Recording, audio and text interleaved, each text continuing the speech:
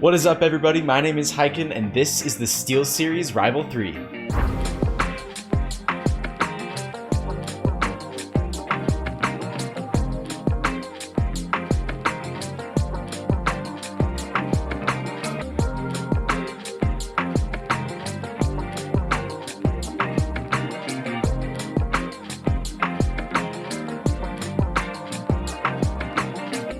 Let's just get right into this one, shall we? Starting off with the price, this mouse comes in pretty cheap at just $30 US. In the box, you get the mouse and the manual, that's it. Weight-wise, you're looking at about 80 grams, which is a little bit on the heavy side of things. It's not a deal breaker by any means. 80 grams is still fairly light. However, this is definitely on the higher end of what's considered light, if that makes any sense. This mouse also comes with fully customizable RGB, which is always a huge plus in my book. Let's talk about the shape.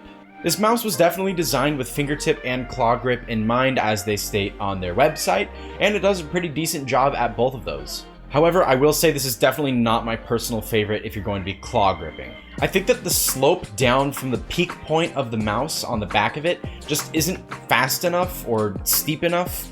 Really, for my liking, I like it to be a little bit steeper, something like the G305 or the Razer Viper Mini shape when you're thinking of an ideal claw grip mouse, at least for me personally. But I will say this is just about right for fingertip grip, and again, that is just for me personally. My hands are about medium sized. This mouse is rocking the SteelSeries True Move Core sensor, which performed really well for me. I didn't notice any tracking issues, no spinning out, nothing like that. All of my flicks felt really precise as well. This just feels really responsive, and overall, I would say that this is a great sensor. Next up, the cable. This is a rubber cable, and I'm not gonna lie, I kind of hate it. This is by no means the worst rubber cable that I've ever used on a mouse, but this really pales in comparison compared to a paracord. However, I will say this cable is fairly flexible and fairly light, so it does have those going for it. The switches in the left and right mouse button are just fine, I guess is the best word for them. I didn't notice any latency. Performance overall seemed pretty good on them. These are SteelSeries switches, and they are rated for 60 million clicks. There's definitely some pre-travel here too, but overall I would say it's not terrible. Not great, but not terrible. That kind of describes a lot of things on this mouse. The side buttons aren't my favorite. I honestly just think that they're too thin. If they had widened these out a little bit, I would have liked them a little more, but they still do feel a little bit mushy, the front one especially.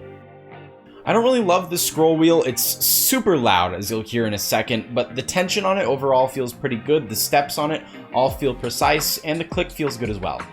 The DPI button is, well, it's fine, I guess. I haven't really met a DPI button I didn't like because you never really use them anyways. So, yeah. I'm just gonna go ahead and roll a sound test so you can hear all these buttons for yourself.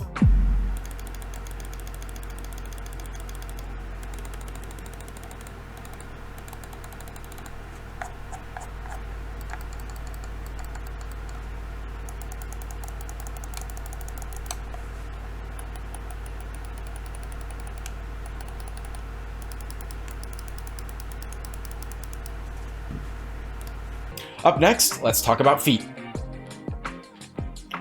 There are two smaller ones at the top and then a almost U-shaped one at the bottom. There are also parts of the shell here cut out so that you can get the feet out even easier. I actually really like this feature for paracording enthusiasts or people that like to put aftermarket feet on their mice. I would actually like to see some of the higher end mice adopt this feature as well. I'm looking at you, Razer and Logitech.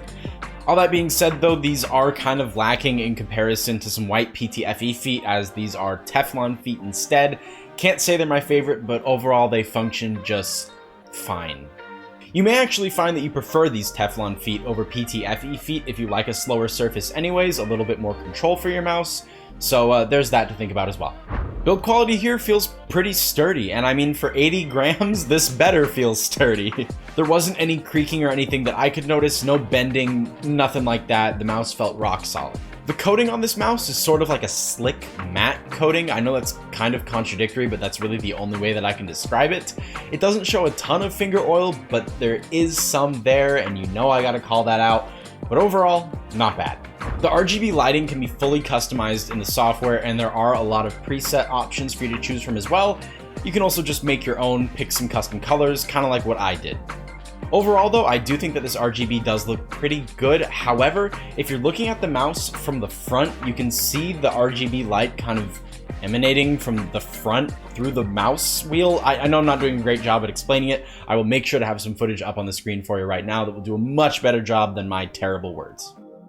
In the software, you have options to remap the functions of each button, set macros, and again, change lighting. A ton of options here. You can also mess around with your acceleration and deceleration settings, which I actually wouldn't suggest, as mouse acceleration is generally regarded as a pretty bad thing. It keeps your mouse aim from being consistent, so I'd stay away from this feature if I were you. There's also angle snapping, which can help your mouse stay in a straight line while moving it. There's also a setting to adjust polling rate. 1000 Hz worked just fine for me. Overall, this is actually a pretty decent mouse. I would definitely say that it's worth the $30 price tag. One thing to consider, however, is that at just $10 more, you do get the Razer Viper Mini, which I think is a much better mouse in a lot of areas. I think the RGB lighting is a little better. The Razer Viper Mini also comes with PTFE feet, and it has a better cable. It's an actual paracord. I also actually prefer the shape of the Viper Mini over the shape of this one as well, especially for claw gripping. Also, not to mention the fact that the Viper Mini is about 20 grams lighter than the Rival 3, and that is a huge difference, especially if you're used to having a lighter mouse already. So I guess my final conclusion is this. If you have a firm $30 budget, or you just really like this mouse, then yes, it's a fine option. It's definitely worth the $30 that you're going to end up spending on this. But if you want my honest suggestion, I would say spend the extra $10 to get the slightly better Viper Mini. There is a review for that on my channel. I will make sure to leave that linked down in the description below so you can find that easily. Alright everybody, that is going to go ahead and do it for me today. Thank you very much for watching. Remember to hit that like button and that sub button on your way out. Also consider turning on those notifications. That would really help me out. Also, I do stream here on YouTube every Monday, Wednesday, Friday at about somewhere in the noon hour West Coast time. I would greatly appreciate you dropping by and checking that out as well. I play some Apex Legends, Star Wars The Old Republic, and we have a good time here, so feel free to drop by for that. Alright, thanks again for watching, and I will see you all in the next one. Peace! Screw it. I'm going in, chat.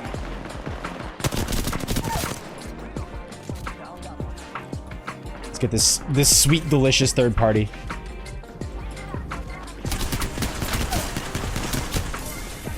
Dude, I'm a freaking laser.